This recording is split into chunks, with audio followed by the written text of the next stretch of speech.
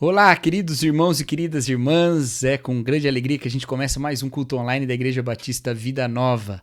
Nós estamos agora reunidos, mesmo que separados, para adorarmos o nosso Senhor, o Deus da nossa salvação. Vamos glorificar o seu nome, vamos exaltar o seu nome, porque ele é digno de toda honra, toda glória, de todo o louvor.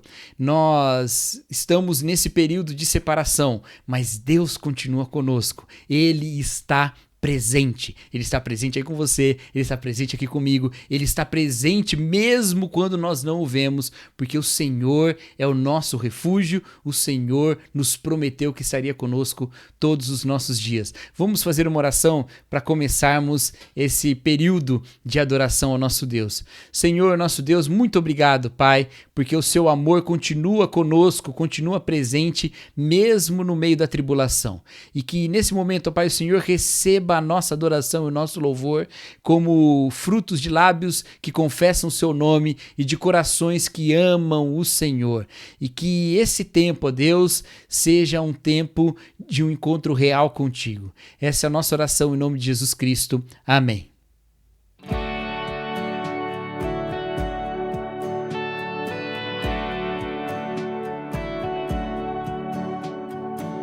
Quem tem poder sobre o pecado, o seu amor é poderoso, o Rei da Glória, o poderoso Deus.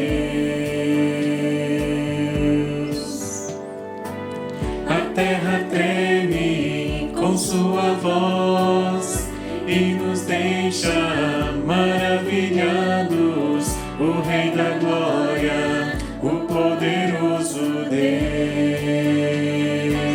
Maravilhosa graça,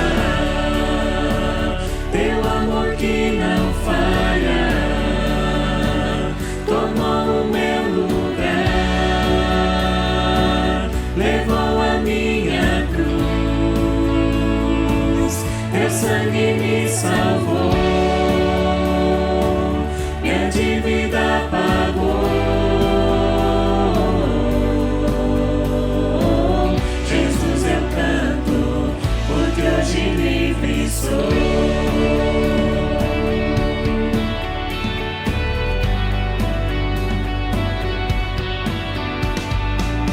És quem traz paz ao caos dos homens, tu és escudo aos indefesos, o Rei da Glória, o poderoso Deus.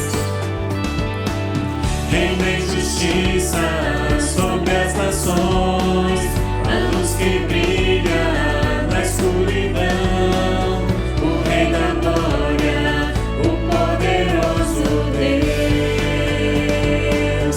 Maravilhosa graça, teu amor que não falha, tomou o meu lugar, levou a minha cruz, teu sangue me salvou, minha dívida pagou. Jesus eu canto, porque hoje livre sou.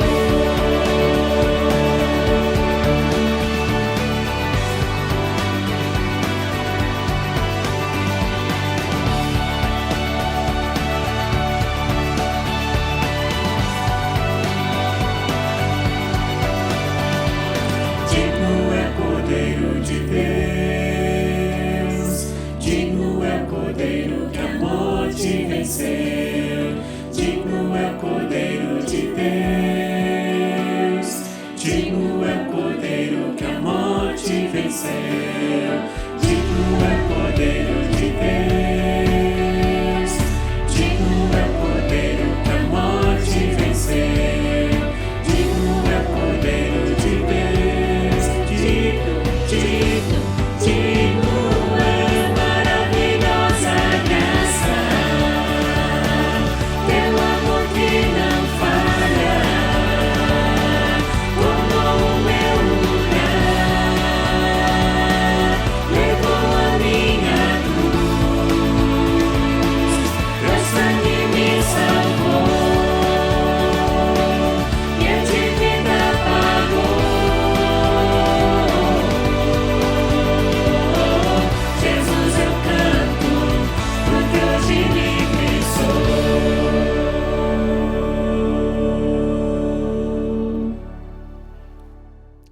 Irmãos, nesse momento vamos orar buscando o nosso Deus, pedindo que Ele traga a nós socorro, que Ele nos traga alívio, que Ele derrame a sua bênção e a sua graça sobre nós. Vamos orar.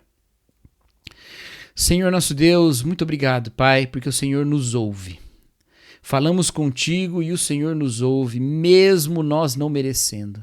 Mesmo nós estando cheios, ó Deus, de incertezas e pecado e medo, mesmo nós sendo indignos, ó Pai, nós nos achegamos ao Senhor e o Senhor nos perdoa e nos lava pelo sangue de Jesus Cristo e nos permite, ó Deus, com ousadia entrarmos na sua presença.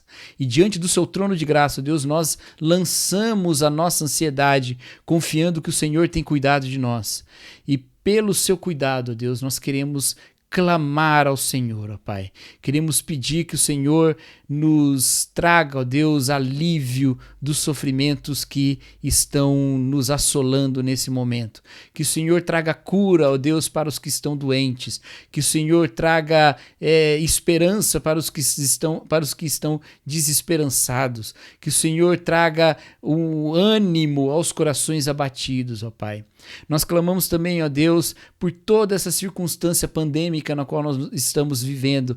Que o Senhor, ó Deus, nos livre, ó Pai, desse tempo tão terrível, ó Deus. Que o Senhor cuide, ó Pai, dos profissionais de saúde que estão enfrentando essa pandemia na linha de frente, ó Pai. Que o Senhor abençoe a distribuição de vacinas, que ela seja acelerada, ó Deus, e que alcance pessoas que precisam ser imunizadas nesse momento, ó Pai, e que correm tantos riscos, ó Deus, mas também, ó Deus, que ela possa chegar para todos nós no mais rápido possível, ó Pai. Não porque nós amamos o nosso estilo de vida, não porque nós estamos saudosos, ó Deus, pura e simplesmente daquilo que chamamos de normalidade, não, mas porque nós sabemos que o Senhor é um Deus da vida, é um Deus de vida, e nós queremos dedicar a nossa vida mais e por mais tempo ao Senhor. Então nós clamamos, ó Deus, traga, ó Pai, o teu socorro pelos meios que o Senhor já tem promovido para trazer. Nós clamamos também, ó Deus, pela situação da economia do nosso país e por tanta gente que tem fome, ó Pai, que o Senhor, ó Deus, mova as nossas autoridades e os nossos concidadãos, ó Deus, compatriotas, a solidariedade, ao auxílio mútuo, ó Deus, e que possamos, ó Pai, enfrentar e vencer esse momento usando ou agindo segundo o teu amor, ó Pai. E pedimos, ó Deus, pelo âmbito espiritual do nosso povo, da nossa igreja, da nossa cidade e do nosso país, ó Deus, que nesse período, ó Deus, que tem trazido tantas dificuldades para as celebrações e para os encontros, que o seu Espírito traga um renovo, ó Deus, assim como trouxe também em momentos de exílio para o seu povo lá no Antigo Testamento. Que nesse tempo exilados que estamos, ó Pai, sejamos renovados segundo o teu mover, ó Pai. E que em tudo, ó Deus, o Senhor seja glorificado. Essa é a nossa oração em nome de Jesus Cristo. Amém.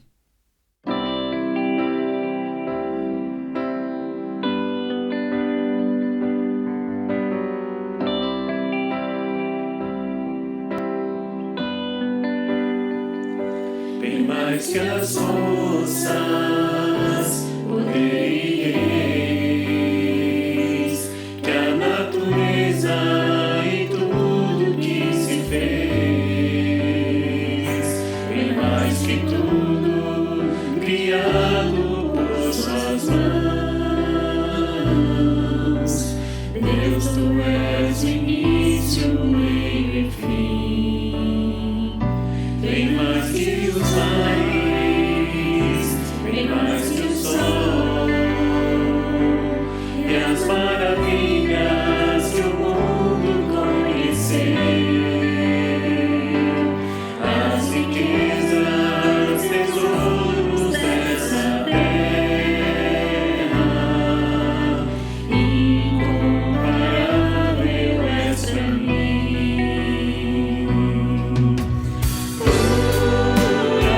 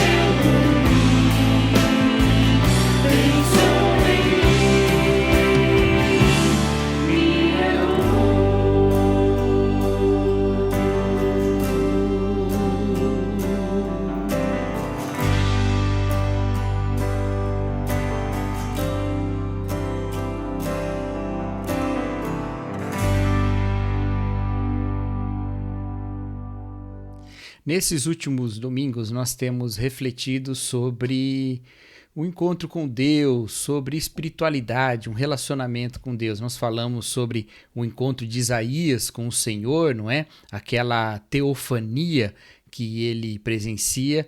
E também falamos sobre o encontro da mulher samaritana com Jesus Cristo.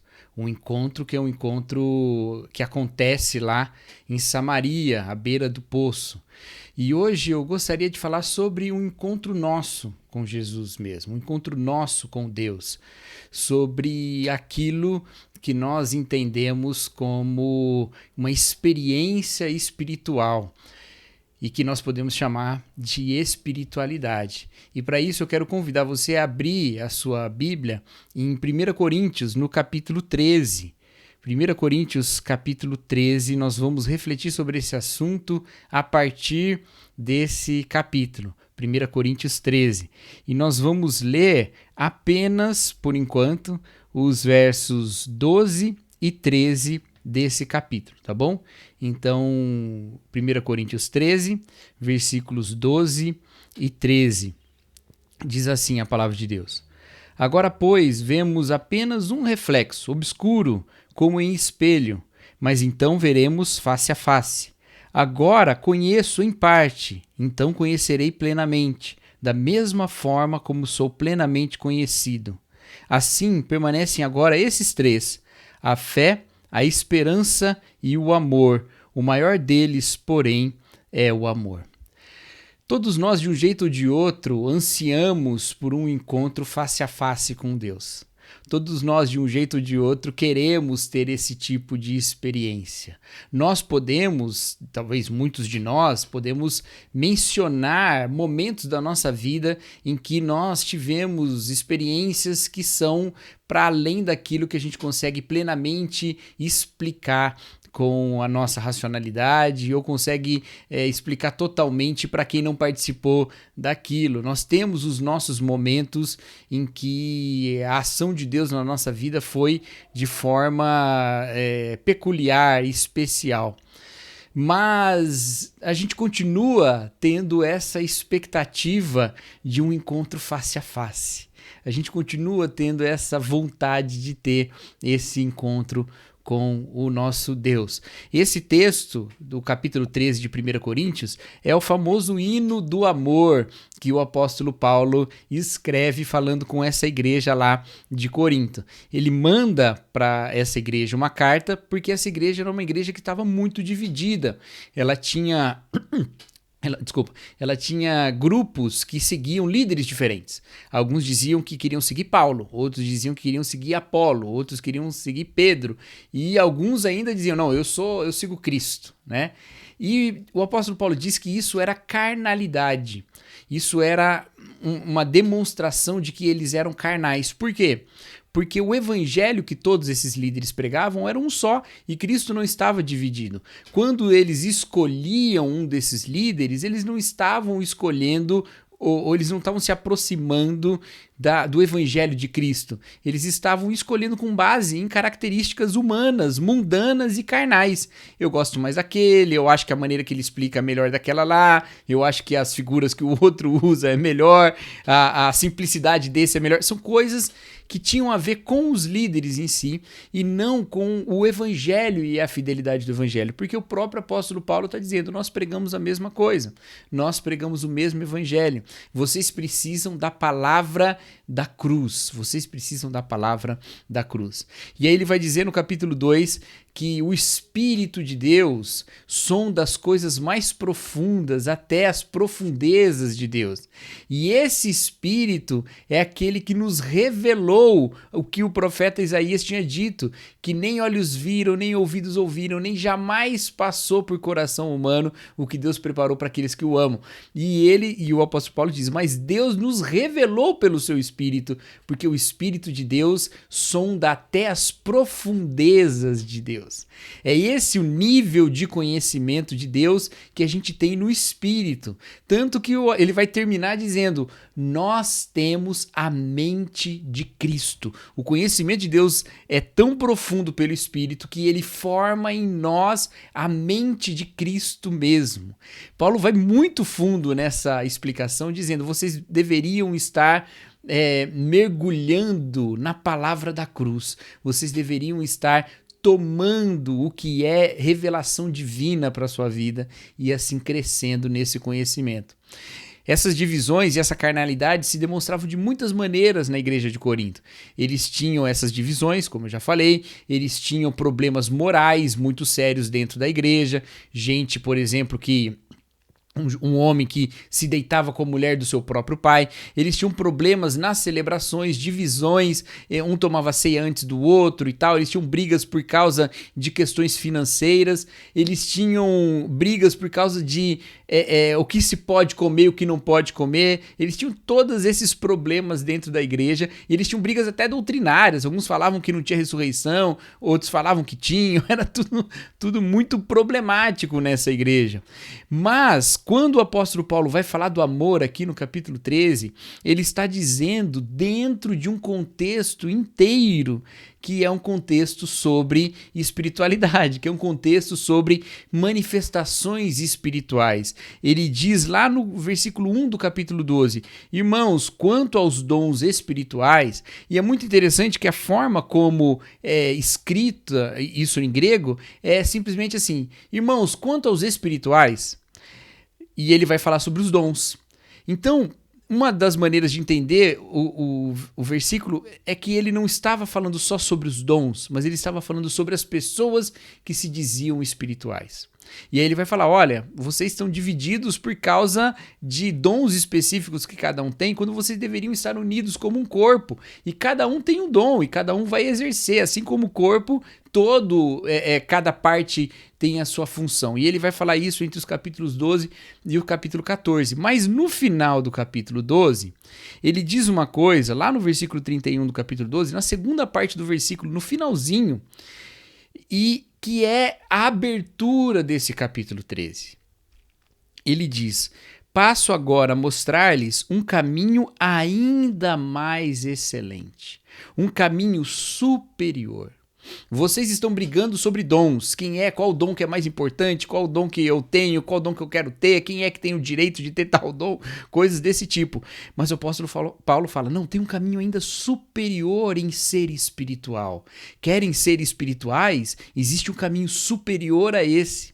E o caminho superior é o do amor. Porque ele diz: ainda que eu tiver todos os dons, ainda que eu falar a língua dos anjos, ainda que eu entregar meu corpo para ser queimado, se eu não tiver amor, tudo isso é inútil. O caminho superior da espiritualidade, o caminho superior de ter uma experiência real com Deus é o do amor. E é isso que ele vai falar em todo o capítulo 13. Apesar do capítulo 13 ser especificamente sobre o amor, eu quero trazer para vocês uma reflexão sobre um outro assunto que está também no capítulo 13, que é o assunto da esperança. Por quê? Porque ele termina esse capítulo, lá no versículo 13, falando: assim permanecem agora esses três, a fé, a esperança e o amor. O maior deles, porém, é o amor.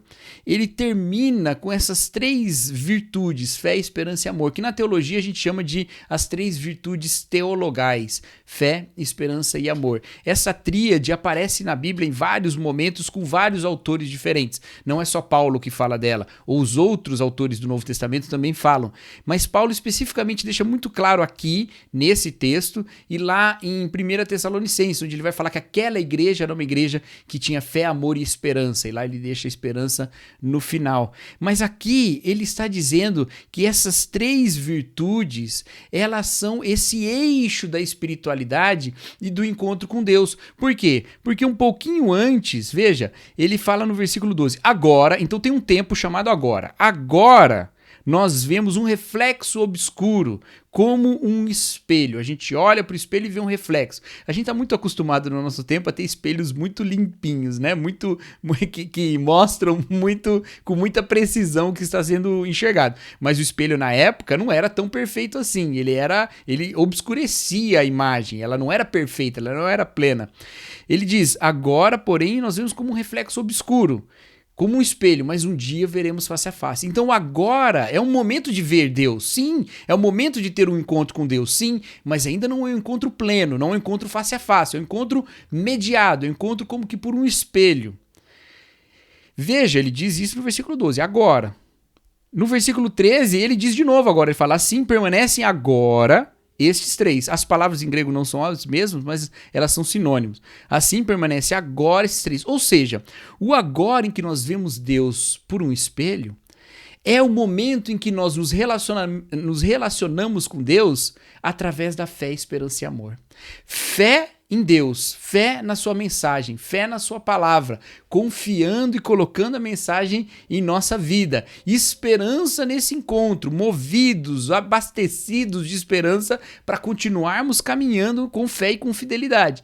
E amor como essa prática fiel, essa prática que continua. E ele diz: o maior deles é o amor. E por que o amor é o maior deles? Porque a esperança um dia se concretiza. Quando os olhos veem face a face, você não precisa mais de fé, porque a fé é a certeza do que não se vê. Então, quando eu vejo, eu não preciso mais de fé, mas o amor permanecerá para sempre. Um dia fé e esperança não serão mais necessários. A esperança vai estar concretizada e a fé já estará substituída pela visão. Mas o amor não. O amor continuará para sempre, para toda a eternidade. Por isso ele vai dizer que o amor é o mais importante, é o maior deles. Apesar do amor ser o maior deles, todas essas virtudes, elas estão imersas na esperança. Todas elas existem na esperança. Por quê? Porque a fé, ela é a certeza do que não se vê e a convicção daquilo que se espera, fala lá em Hebreus capítulo 11. Então a gente espera alguma coisa. Na fé existe a esperança. A fé é uma fé esperançosa. O amor está dentro da esperança porque aqui nesse texto ele diz que essas três virtudes, elas estão num ponto de encontro mediado que ainda espera um encontro pleno. Então essas três virtudes estão dentro do âmbito da esperança. E por que isso é importante?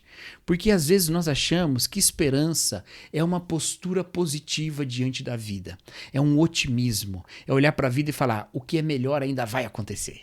As coisas ainda vão se resolver. As coisas ainda vão ficar melhores. Isso é esperança.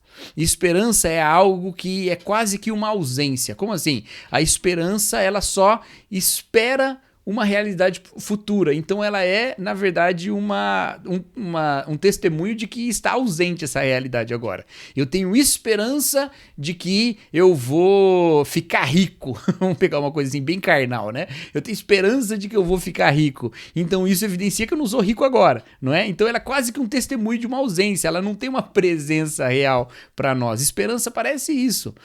Mas o que o apóstolo Paulo está dizendo aqui, colocando fé, esperança e amor dentro da questão dos espirituais, colocando fé, esperança e amor como algo que está dentro do caminho mais excelente, fé, esperança e amor como uma visão de algo ainda obscuro, mas que se tornará pleno, é que esperança não é só uma postura positiva em relação à vida. Esperança é uma forma de se relacionar com Deus. Esperança é uma forma de espiritualidade, de se relacionar com o Deus que é Espírito. Por quê? Porque aqueles que esperam ficar ricos, aqueles que esperam ser curados, aqueles que esperam qualquer coisa, o fim da pandemia, eles esperam algo que eles não têm. Mas nós, quando dizemos que esperamos em Deus, que colocamos a nossa esperança em Deus, nós estamos dizendo que o Deus com que nós nos relacionamos hoje é o Deus que já está lá no futuro. É o Deus que já está lá. Ele não é um Deus que está contido no tempo conosco aqui, um Deus que está ignorando o que vem pela frente, um Deus que não tem nenhum compromisso com o que está lá à frente. Não, ele é um Deus que já está lá. Nós nos relacionamos com um Deus que ele não está apenas acima de nós no céu. Não, ele é um Deus que está também à frente de nós, que está também no futuro. Então, a fé cristã é uma fé esperançosa, porque ela nos coloca num relacionamento com um Deus que é futuro. Ele é um Deus futuro, tanto quanto ele é um Deus presente. É isso que a palavra de Deus nos ensina lá na revelação do nome de Deus para Moisés, quando Deus fala, eu sou o que sou. Aquela expressão é uma expressão atemporal em que Deus está falando que ele é o que foi e ele é o que será. E ele será o que será, ele será o que é, será o que foi o que foi, ele foi o que será, ele foi o que é. Ele é tudo isso. Ele é um Deus que está em todo o tempo. E por isso a esperança é uma forma de se relacionar com Deus. Por isso que nós não podemos nos entregar ao desespero, porque o desespero, ele é uma forma de se relacionar com outro Deus, porque ele é assumir que Deus não é aquele que está no futuro. Deus está contido no nosso tempo. Eu não tenho mais esperança, eu estou desesperado. Então você não acredita que Deus é um Deus que está em todo o tempo. Obviamente, a nossa carnalidade nos coloca em momentos de desespero, a gente sabe disso, né? E não necessariamente significa que a gente não crê, né? Mas a gente deve alimentar a esperança, a gente deve buscar a esperança, porque a esperança é uma forma de se relacionar com Deus. Em tempos de tanto desespero como nós vivemos, em tempos de tanta dificuldade como nós vivemos, não é? Em tempos em que a gente está cheios de más notícias, cheios de lutas e de aflições, a gente pode cair no desespero. A gente pode querer olhar para trás mais do que olhar para frente. A gente pode falar, puxa, era tanta saudade de um tempo. Saudade não é ruim, mas assim, viver com o coração só saudoso, sem ser esperançoso. E aí a gente pode perder a perspectiva do relacionamento com Deus, que é um Deus futuro também. E isso é uma tragédia para nós. A esperança é uma forma de se relacionar com Deus. E se a esperança é uma forma de se relacionar com Deus, eu devo buscar mais e mais essa relação, porque buscando mais e mais essa relação, eu vou ter mais esperança. Caminhar no encontro e no conhecimento de Deus mais e mais me traz mais esperança. O salmista faz isso frequentemente. A gente olha lá nos Salmos, toda vez que o salmista está em momento de aflição, ele confessa a sua aflição a Deus. Depois ele vai e olha para o passado. E ele olha para tudo que Deus fez. Mas por que ele olha para o passado? Para falar era melhor naquela época? Não, ele olha para o passado porque ele diz, o Senhor ainda me livrará. O Senhor, esse é o mesmo Senhor. Eu estou falando com ele no presente, com o Senhor que já me livrou no passado, e porque eu falo com ele no presente, eu sei que ele é o Senhor do futuro também. Então a minha esperança está depositada no Senhor. Nós devemos buscar mais a Deus para ter mais esperança. Nós devemos buscar mais a Deus para entender que as circunstâncias trágicas da vida, elas estão contidas no absoluto que é Deus. Deus está acima e em volta desse período de sofrimento. Esse período de sofrimento nem se compara, como fala o apóstolo Paulo, né? Ele nem se compara com o que nos espera. Então, ele é um período ínfimo dentro de tudo o que Deus é. Ainda que a nossa vida possa ser um sofrimento frequente, ainda que nós possamos ter problemas frequentes, ainda que ela possa parecer uma descendente sem volta e que o tempo todo vem um problema atrás do outro, uma onda sobre a outra, igual a gente toma caixote na praia, né? Vem uma onda e quando você está levantando vem outra na sua cabeça. Parece que os problemas são assim, é uma figura que a Bíblia usa também, né? São ondas que me afogam. Ainda que a sua vida seja assim, na perspectiva da esperança eterna, na expectativa da vida eterna, esse pequeno momento de dor e de desespero vai ficar lá atrás, como você não se lembra da primeira vez que você sentiu fome na vida. Já pensou nisso? Quando o bebê sente fome, ele está sentindo uma coisa que ele nunca sentiu na vida. Ele sempre foi alimentado pelo cordão umbilical pela mãe. Dentro do ventre, o bebê não tem fome. Ele está lá alimentando, está sendo alimentado, desde que a mãe seja bem alimentada, né? Ele está lá. Quando ele sai e ele nasce e o cordão umbilical é rompido, em um momento ele vai sentir fome. E de repente ele vai sentir uma fome que ele nunca sentiu na vida. Ele tem 1 hora de vida e agora ele já está sentindo um negócio que parece que vai matar ele. Imagina o que desesperador isso. Você nunca sentiu fome e de repente você sente fome. Você fala, peraí gente, a minha comida estava garantida sempre, agora eu estou sentindo um negócio. E alguns vão dizer que é por isso que os bebês choram tão desesperadamente quando tem fome, né? Quando são bebezinhos. Porque eles não sabem o que é fome e eles acham que eles vão morrer. Agora veja você, hoje, e lembra lá aquele sofrimento que parecia a sua morte. A primeira vez que você sentiu fome, você nem consegue lembrar disso. Ele nem é nada. Na perspectiva da eternidade, os sofrimentos que nós vivemos hoje, eles não serão nada. Eles serão como a primeira vez que a gente sente fome na vida. E eles vão passar. Trazer essa realidade para o presente nos faz encarar a vida como ela é. Nos faz falar, esse Deus com quem eu me relaciono hoje é um Deus de futuro infinito, de futuro eterno. E com ele eu me relaciono agora. E esse Deus, ele é um Deus de vida eterna, porque ele manifestou essa esperança na ressurreição de Jesus Cristo. É a vida ressurreta de Cristo que me enche de esperança. É a vida ressurreta de Cristo que faz com que a minha vida hoje não seja uma vida pautada pela morte, mas uma vida pautada por Cristo. E é isso que a gente vê lá em Colossenses, quando o apóstolo Paulo fala, olha, pensa nas coisas do alto, onde Cristo está e onde a sua vida está com Cristo. Porque quando Cristo for manifestado, vocês serão manifestados com ele. Quando Cristo, que é a nossa vida. Veja que interessante. Cristo é a nossa vida. E ele será manifestado. É futuro. É esperança. Mas ele é a nossa vida. E a vida a gente está vivendo. Então a gente vive agora uma vida que é uma vida de Cristo futuro. É uma vida do Cristo que se manifestará. Nós manifestamos agora aquilo, uma parte daquilo, uma coisa ainda parcial daquilo que será manifestado plenamente quando Cristo for manifestado com a nossa vida. É a vida de Cristo em nós, a esperança no meio de um mundo desesperado. E é nesse Cristo que nós nos relacionamos com Deus. E é nessa esperança em Cristo que nós nos relacionamos com Deus. Enchamos-nos de esperança, irmãos. Tenhamos uma vida esperançosa. Se percebemos o desespero batendo a porta, voltemos a Cristo e a sua palavra. E deixemos que o Senhor encha o nosso coração de esperança. Porque o sofrimento dessa vida nem se compara com toda a glória do encontro face a face. Que Deus nos abençoe.